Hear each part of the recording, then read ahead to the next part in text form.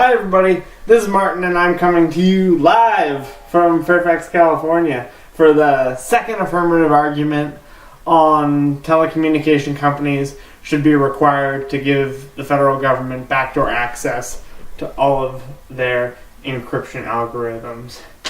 Travis brought up some great points in his arguments. The first one I'd like to talk about is the government basically will use this technology to invade everybody's privacy. Something I'd like to point out is that there isn't really much of a link there, as in all other aspects of life, the government already has the capability to completely invade your privacy.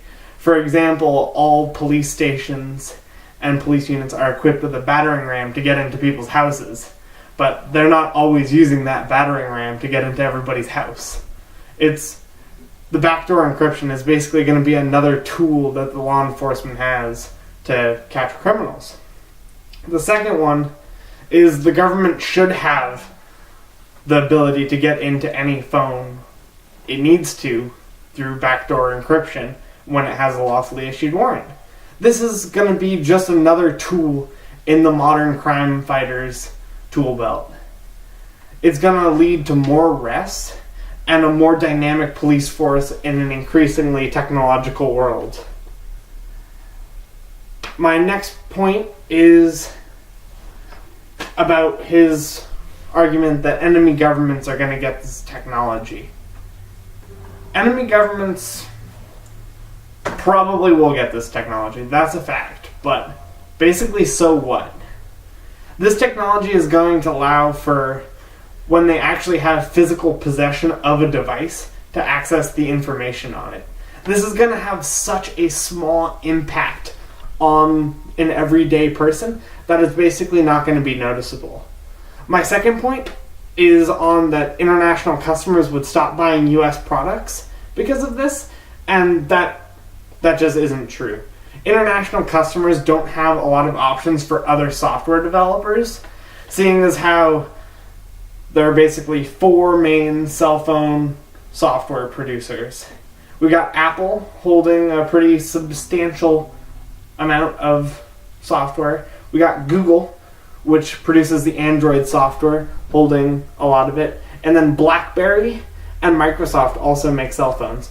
And those four companies, those four American companies, make up more than 90% of the cell phone market, which means international customers aren't going to stop buying American phones because, to be honest, they don't have a choice. And the government, this is the rebuilding part of my argument, the government isn't really spying on all of us. It's not happening. And his point about foreign and domestic cases being treated the same, they historically have never been treated the same. Even up to this day, look at Guantanamo Bay. Foreign prisoners are basically held outside of the United States and largely outside of the court system, which is completely different than the way anybody is treated within the boundaries of the United States. And my last point is that backdoor access would stop terrorists. Travis did rightly point out that the FBI was able to access the San Bernardino shooter's phone, but it took them months.